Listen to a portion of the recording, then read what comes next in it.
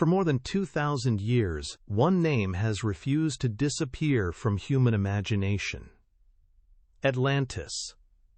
A powerful island civilization, unmatched wealth, advanced engineering, a mighty navy, and then total destruction in a single day and night.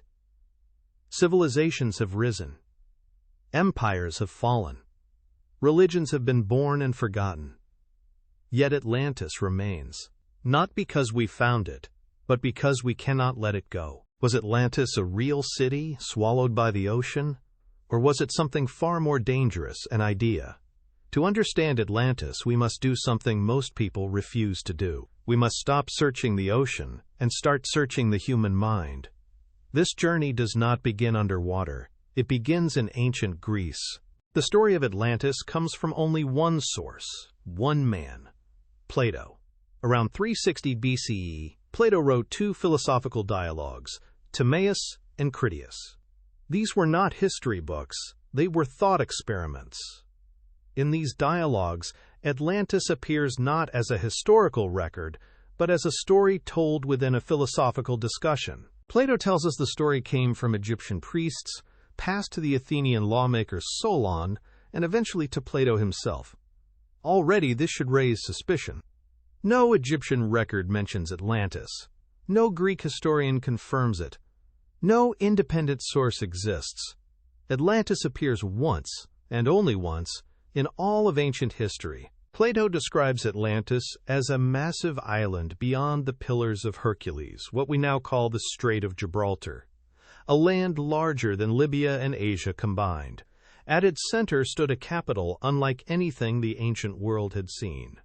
Perfect concentric rings of land and water, bridges aligned with cosmic precision, and canals engineered with mathematical perfection. This was not realism. This was symbolism. Plato was obsessed with order, geometry, harmony, and balance. Atlantis was not designed like a real city. It was designed like a philosophical diagram. Every ring represented hierarchy. Every canal represented control. Every wall represented separation between power and people. Even the rulers were symbolic. Poseidon, god of the sea, fathers 10 sons. 10 kings rule Atlantis. 10 was the number of perfection in Greek philosophy. This was not mythology alone. This was moral architecture. Atlantis was built to show how a perfect system looks, and how it eventually collapses. For generations, Atlantis prospered. The Atlanteans were disciplined, just, and wise.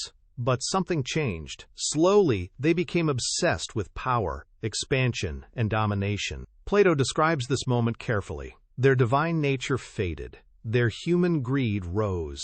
They wanted more than balance. They wanted control. When Atlantis attempted to conquer Athens, the gods intervened. Earthquakes shook the land. Floods swallowed the cities. Fire erupted from the earth. In one day and one night, Atlantis was gone. Not defeated by enemies, not conquered by armies. It was erased as a punishment for moral decay. Most people stop here and ask, where is Atlantis now? But this is the wrong question. Plato never asked it. Modern scholars agree on something crucial. Plato never intended Atlantis to be historical fact. Atlantis was a warning. Athens was the ideal state. Atlantis was the corrupted empire. Athens, arrogant power, moral decay. Atlantis was not a city. It was a mirror. Despite academic consensus, people kept searching. Why? Because humans hate uncomfortable truths.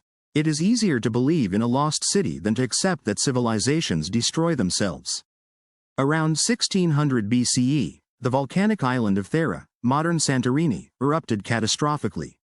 One of the most powerful eruptions in human history. Tsunamis destroyed coastal cities. Ash darkened the sky. Trade collapsed. The Minoans were advanced, wealthy, and sea-based.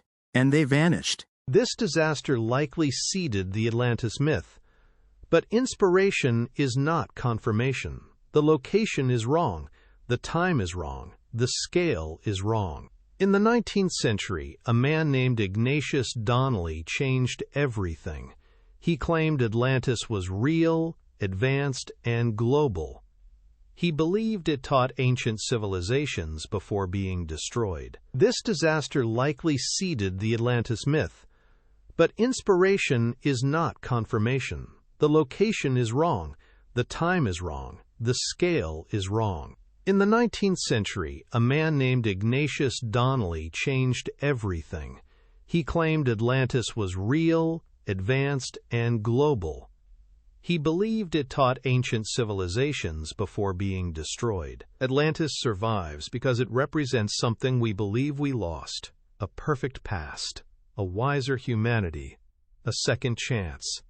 Every age reinvents Atlantis. During the Industrial Age, it symbolized lost knowledge. During the Cold War, fallen empires. In the modern age, climate collapse and technological arrogance. In modern culture, movies portray Atlantis as futuristic. Games portray it as mystical. Conspiracies portray it as hidden. But the truth is simpler. Atlantis reflects us. There is no sunken city, no ruins, no secrets beneath the waves. Atlantis was never lost in the ocean. It was lost in misunderstanding. Plato's greatest fictional city became humanity's most famous imaginary place. And perhaps that was the point. Atlantis was never meant to be found. It was meant to warn. Atlantis is not a mystery of the sea. It is a lesson of civilization. Power without wisdom collapses. Technology without morality destroys itself. Atlantis lives on.